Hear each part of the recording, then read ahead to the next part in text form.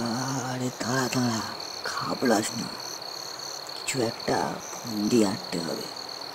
এদের বোকা না বানালে প্রাণের মায়া ত্যাগ করতে হবে, বুঝলি? ঠিক বলেছিস। আপনি ঠিক কে বলুন তো?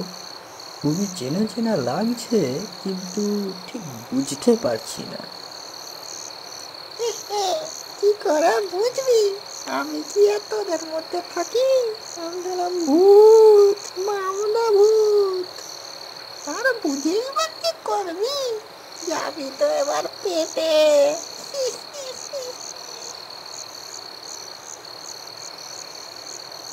ও ও, ও, আপনি মামদবুত? না, তাই বলি এত চেনা চেনা লাগছে কেন? মানে চেনা চেনা লাগছে মানে? আপনার নাম তো প্রচুর শুনেছি। আমার বাবা ঠাকুরদা তো আপনার প্রশংসায় বাড়ি ভরিয়ে রেখেছে। পুরো পরিবার একেবারে আপনার ফ্যান।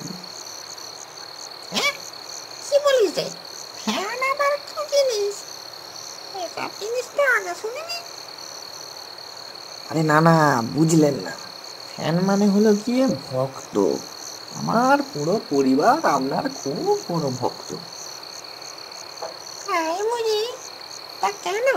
আমি কি এমন মহান কাজ করলাম? হ্যাঁ? আরে মহান নয়, আপনিই তো মহান। আমার বাড়ির সবাই তো বলে ব্রহ্মতীর্থকে সবাই এমনিই ভূতের রাজা বলে। রাজা তো আপনি। যেমন সুন্দর চেহারা, তেমন সুন্দর কণ্ঠস্বর, হাসিখানাও কি সুন্দর। হ্যাঁ, এরা বলে কি গো মামদা? ভুল তো কিছু বলেনি। আমাকে দেখতেও তো বেশ ভালোই, আর হাসিটাও খুব সুন্দর। কি বলিস পেটা? হ্যাঁ গো মামদোদা, হ্যাঁ মামদোবাবু, আপনার মতো মহান ভূত কিন্তু হয় না। হ্যাঁ, না না, সে না হয় ঠিক আছে, কিন্তু এই তোদের কিন্তু ছেড়ে দেওয়া যাবে না।